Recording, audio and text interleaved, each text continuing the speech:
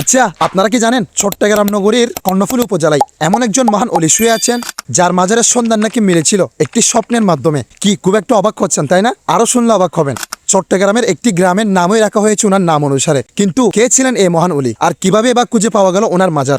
আসুন আজকের এই মিনি ব্লগের মাধ্যমে আপনাদের নিয়ে যাব সেই মহান অলির দরবারে এবং সাথে ওনার সংক্ষিপ্ত জীবনী তুলে ধরার চেষ্টা করব।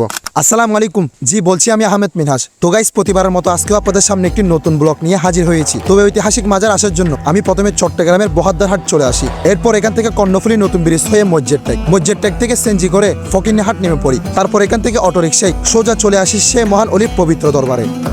এবার আসুন মূল কথায় আসি। মূলত মাজারটি হচ্ছে প্রখ্যাত সুফি সাধক হযরত শাহ সুফি শাহ মীর আউলিয়া আলাইহি রহমের মাজার। যদিও বা ওনার জন্মসাল এবং ওফাত নিয়ে সুনির্দিষ্ট কোনো তথ্য পাওয়া যায়নি, তবে ইতিহাস থেকে জানা যায় ওনার আসল বাড়ি ছিল সুদূর ইয়ামেনে। পরবর্তীতে তৎকালীন ব্রিটিশ শাসন আমলে ইসলাম প্রচারের উদ্দেশ্যে তিনি বাংলার জমিনে আগমন করেছিলেন এবং বর্তমান চট্টগ্রামের কর্ণফুলী উপজেলার শাহমীরপুর এলাকায় স্থায়ীভাবে বসবাস শুরু করেন। এরপর এখান থেকে তিনি দ্বীনের দাওয়াত ও ইসলামের খেদমতে নিজেকে আত্মনিয়োগ করেন। আর ওনার দীর্ঘদিনের বসবাসের কারণেই আজ এই গ্রামটি শাহমীরপুর নামে সবার কাছে পরিচিত।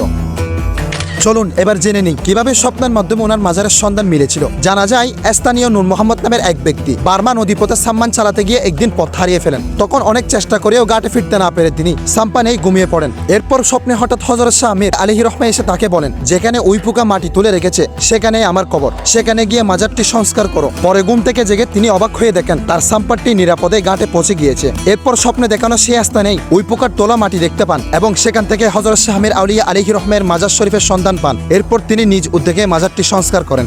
আর আপনাদের বলে দিই, ওনাকে নিয়ে দেওয়ান আজিজে আমাদের ইমাম শের বাংলা হুজুর কোসিদে লিখেছেন।